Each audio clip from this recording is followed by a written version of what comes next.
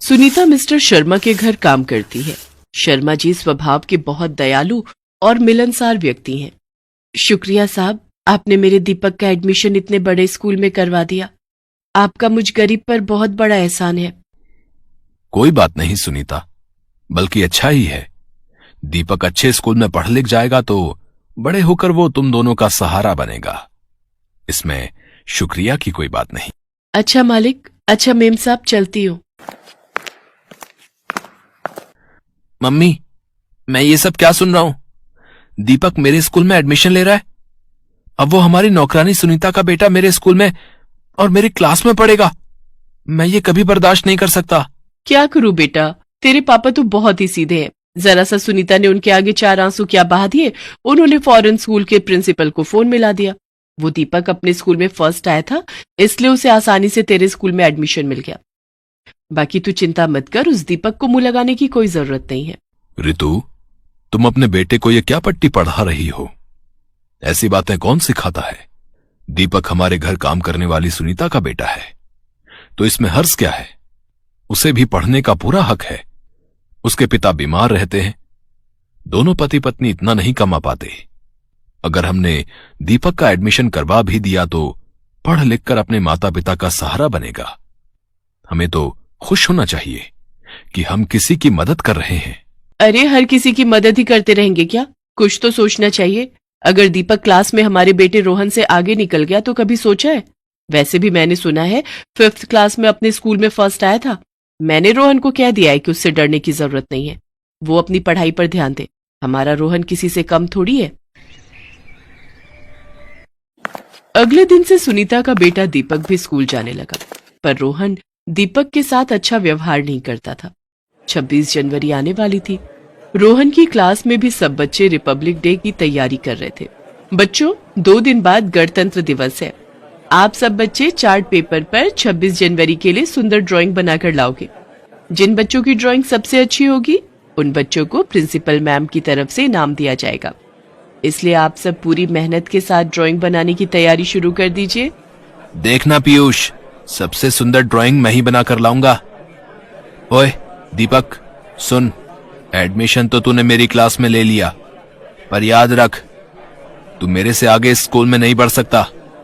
पहले वाले स्कूल में तो तू फर्स्ट आ गया, पर यहाँ हर चीज में सिर्फ रोहन फर्स्ट आता है। कोई बात नहीं रोहन, अगर तुम जीते तब भी मुझे इतनी खुशी होगी जितनी मुझे अपने जीतने पर होगी।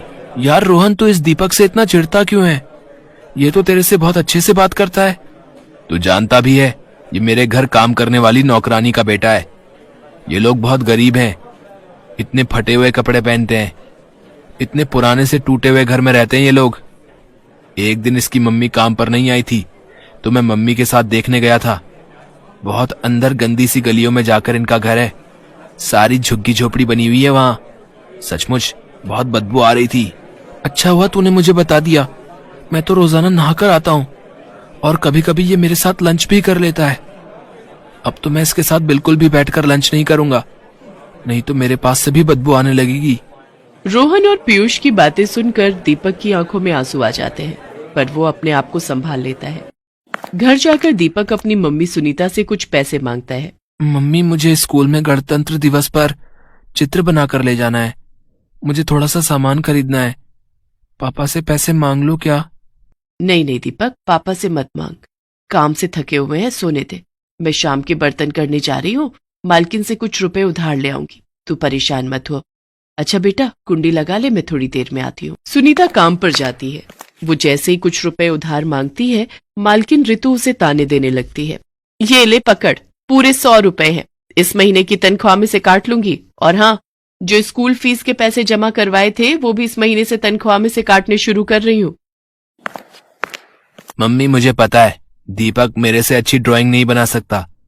आप फालतू में ही सुनीता आंटी को 100 रुपए पकड़ा रही हो। सुनीता आंटी, देखना कंपटीशन मैं ही जीतूंगा। तो और क्या, मेरा बेटा किसी से कम थोड़ी है।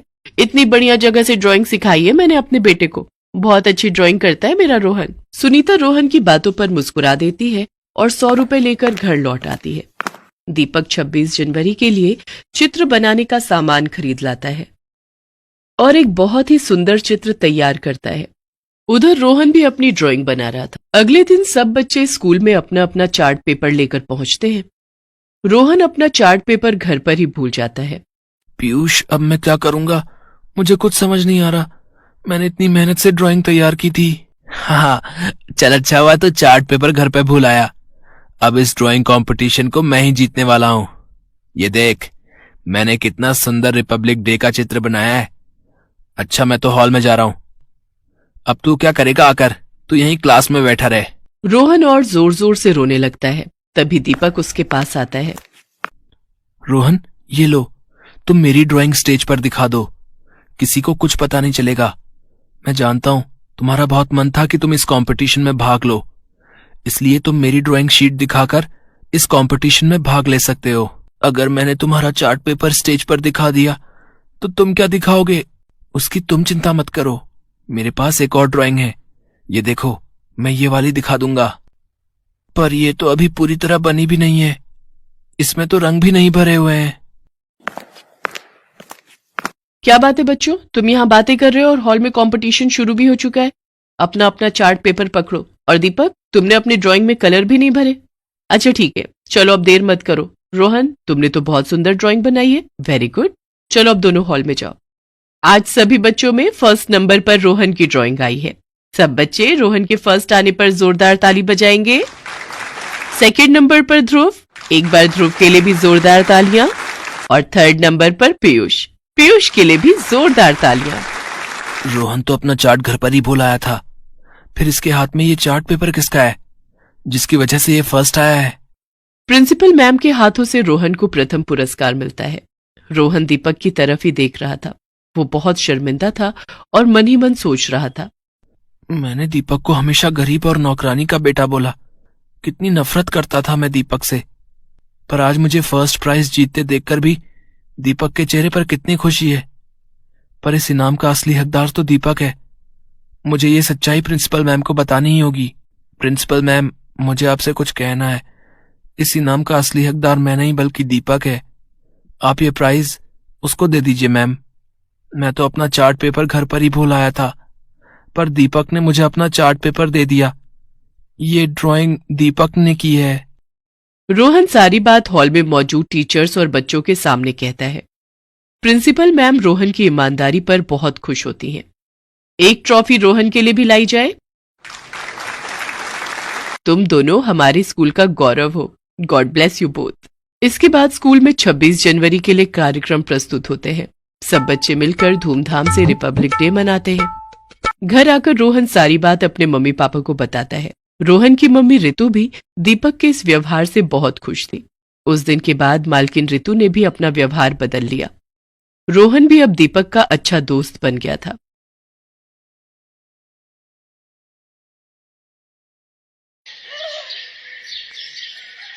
स्वाति एक बहुत ही सीधी सादी प्यारी सी लड़की थी। वो 5वीं कक्षा में पढ़ती थी। सबसे प्यार से बात करना, सबका सम्मान करना, इतना अच्छा स्वभाव होते हुए भी स्वाति से उसकी क्लास में कोई अच्छे से बात नहीं करता था, क्योंकि स्वाति का रंग काला था। उसके काले रंग की वजह से ही उसे स्कूल में कई बार नफरत का पात्र बनना पड़ता था। स्वाति, लाइन में पीछे लग, आगे लगेगी तो मैम तुझे गुस्सा करेंगी। पर मैंने पूरा पाठ याद किया है, पीछे खड़ी हुई तो मैं किसी को नजर नहीं आऊंगी। तू तो सबसे पहले नजर आती है, पर हमें पता है टीचर जी तुझसे कोई भी प्रश्न पूछेंगी ही नहीं। तू तो काली है काली, इसलिए तुझे कोई पसंद नहीं करता। चल जा पीछे खड़ी हो, वरना टीचर जी हमें डांटेंगी। स्वाति के साथ अक्सर ऐसा होता रहता था, जिस कारण वो बहुत दुखी होती थी। उसे स्कूल में होने वाले किसी भी समारोह में सबसे पीछे खड़ा होना पड़ता था। 15 अगस्त आने वाला था और स्कूल के सभी बच्चे 15 अगस्त में स्टेज पर होने वाले कार्यक्रम में भाग ले रहे थे। स्वाति का भी मन था वो 15 अगस्त के समारोह में भाग ले। स्वाति घबराती हुई अपनी टीचर के पास जाती है। मैम, कल जो 15 अगस्त के लिए 15 अगस्त के लिए। अब आगे भी बोलेगी या यूं ही मेरा टाइम खराब करती रहोगी? दिख नहीं रहा मैं कल के समारोह के लिए बच्चों की तैयारी करवा रही हूँ? मैम, कल मुझे भी डांस ग्रुप में भाग लेना है। डांस के बच्चे पूरे हो चुके हैं, अब तुम इस ग्रुप में नहीं आ सकती। सॉरी, और वैसे भी मुझे इस डांस में सुंदर सुंदर लड़कियों को लेना था। तुम इन सब से बिल्कुल अलग लगोगी। स्वाति उदास मन से अपनी सीट पर जाकर बैठ जाती है। स्वाति घर जाती है और अपनी माँ से सारी बात कहती है। माँ, मैं काली क्यों हूँ? इस काले रंग की वजह से स्कूल में मैं हमेशा पीछे रह जाती हूँ। मेरे से कोई भी बात नहीं करता और कल 15 अगस्त के लिए मुझे डांस में भी नहीं चुना। माँ, मुझे बिल्कुल भी अच्छा नहीं लगता। सब मेरे को नफरत भरी नजरों से देखते हैं। अरे मेरी गुड़िया रानी, तू इतनी उदास क्यों होती है? तुझे पता है कान्हा जी भी सांवले थे, लोग उन्हें भी काला बोलते थे, पर उन्होंने कभी भी किसी की बात का बुरा नहीं माना। उन्होंने दुनिया के लिए बहुत अच्छे काम किए, इसीलिए तो वे भगवान कहलाए। और जब भगवान को अपने रंग से कभी निराशा नहीं हुई तो तुम क्यों करती हो? तुम्हें इसी रंग को अपना हथियार बनाना चाहिए और हमेशा जीवन में अच्छे काम करने चाहिए। व्यक्ति की पहचान उसके रंग रूप से नहीं होती, उसके अच्छे व्यक्तित्व से होती है। इसलिए कभी भी अपने रंग को लेकर निराश नहीं होना। स्वाति अपनी माँ की बात को समझ जाती है और अगले दिन वो खुशी खुशी स्कूल पहुंचती है। 15 अगस्त का प्रोग्राम स्कूल की छत पर किया जा रहा था। प्रिंसिपल मैम, प्रोग्राम में भाग लेने वाले बच्चे, टीचर सब आ चुके थे।